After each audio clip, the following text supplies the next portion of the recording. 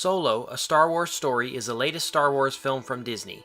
Disney will be milking this franchise for the rest of our lives, so we better get used to seeing these movies released each year. I want to start off this review by saying that I'm a Star Wars fan, but not a diehard. I enjoy the movies, but I'm not obsessed with them like I am with a certain other sci-fi franchise. This will be a quick little spoiler-free review. I'll mention minor plot points already known, and I'll do a more in-depth review later on. So, after snagging my collectible cup and collectible ticket, pretty cool, huh? I was ready to see the movie. So did we really need a Han Solo prequel? I kinda liked Han's past being a bit of a mystery.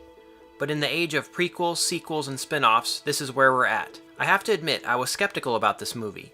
The behind-the-scenes turmoil of original directors Phil Lord and Christopher Miller being fired and replaced by Ron Howard are well known. Would the movie feel disconnected and all over the place with different creators being involved? Would the guy they got to replace Harrison Ford do the iconic role of Han Solo justice? I had a lot of skepticism going in, and I gotta say, I left the theater pretty happy. The plot involves Han Solo, obviously, during his formative years when he joins up with a group of rogue criminals to pull off a heist.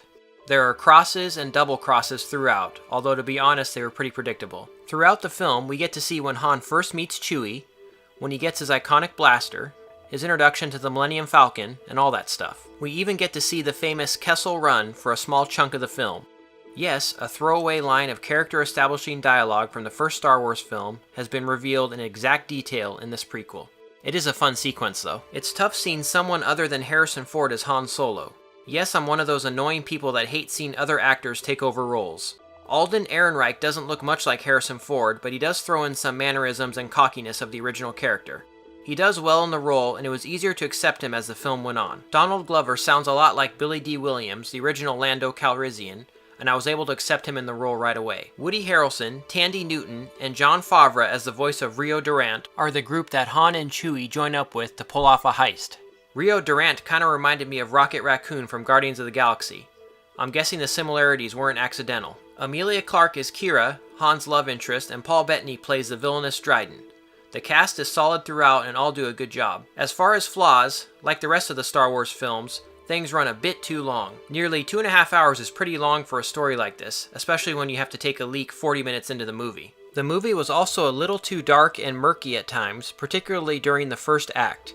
It could have been a flaw with the theater though. I have noticed that some movies are noticeably brighter and clearer when they are released on the eventual Blu-ray. But overall, I really enjoyed Solo. It was a fun pre-summer blockbuster. It was well acted and directed, and certainly does not deserve a lot of the negative press it's been getting. Go in with an open mind and you just might enjoy yourself.